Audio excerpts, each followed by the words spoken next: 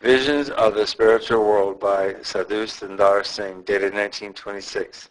Chapter 2. What happens at death? One day when I was praying alone, I suddenly found myself surrounded by a great concourse of spirit beings, or I might say that as soon as my spiritual eyes were opened, I found myself bowed in the presence of a considerable company of saints and angels.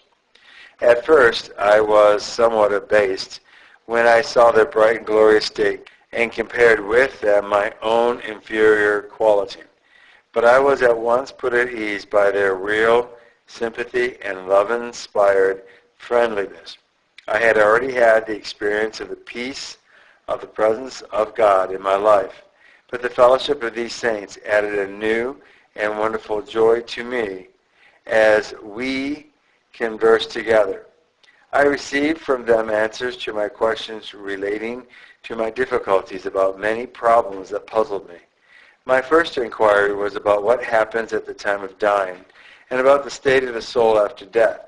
I said, quote, "We know what happens to us between childhood and old age, but we know nothing of what happens at the time of death or beyond the gates of death. Correct information about it can be known only by those on the other side of death, but they have entered the spiritual world. Can you," I asked, "give us any information about this?" Unquote. To this one of the saints answered, "Death is like sleep. There is no pain in the passing over, except in the case of a few bodily diseases and mental conditions. As an exhausted man is overcome by deep sleep, so comes the sleep of death to man. Death comes so suddenly to many that it is only with great difficulty that they realize that they have left the material world and entered this world of spirits. Bewildered by the many new and beautiful things that they see around them, they imagine that they are visiting some country or city of the physical world which they have not seen before. It is only when they have been more fully instructed and realize that their spiritual body is different from their former material body that they allow that they have, in fact, been transferred from the material world to the realm of spirits." Another of the saints who was present gave this further answer to my question. "Usually," he said, "at the time of death the body gradually loses its power of feeling. It has no pain, but is simply overcome by a sense of drowsiness.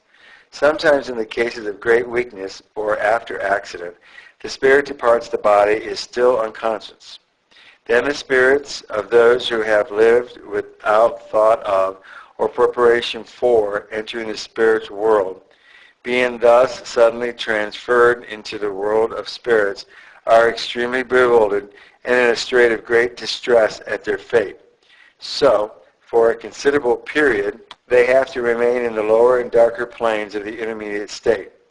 The spirits of these lower spheres often greatly harass people in the world, but the only ones that they can injure are those who are like in mind to themselves, who of their own free will open their hearts to entertain them.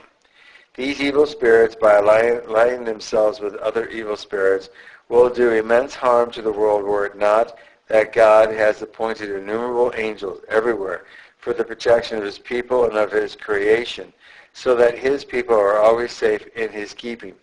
Evil spirits can injure only those in the world who are alike in nature to themselves, and then they can do it only to a limited extent. They can indeed trouble the righteous, but not without God's permission. God sometimes does give to Satan and his angels permission to tempt and persecute his people, that they may emerge from the trial stronger and better, as when he allowed Satan to persecute his servant Job. But from such a trial there is gain rather than loss to the believer. Another of the saints standing by added in reply to my question, "Many whose lives have not been yielded to God, when about to die, seem to become unconscious. But what actually happens is that when they see the hideous and devilish faces of the evil spirits they have come about them, they become speechless and paralyzed by fear. On the other hand, the dying of a believer is frequently the very opposite of this. He is often extremely happy, for he sees angels and saintly spirits coming to welcome him. Then, too, his loved ones who have died before are permitted to attend his deathbed and to conduct his soul to the spiritual world. On entering the world of spirits, he at once feels at home, for not only are his friends about him, but while in the world he had long been preparing himself for that home by his trust in God and fellowship with him. After that, a fourth saint said, to conduct the souls of men from the world is the work of angels.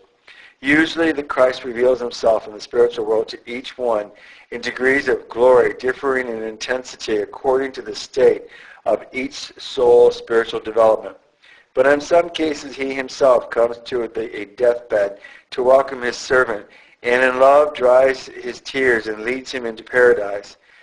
As a child born into the world finds everything provided for its wants, so does the soul, on entering the spiritual world, find all its wants supplied. End of chapter 2, having been read by Peter John Paresis.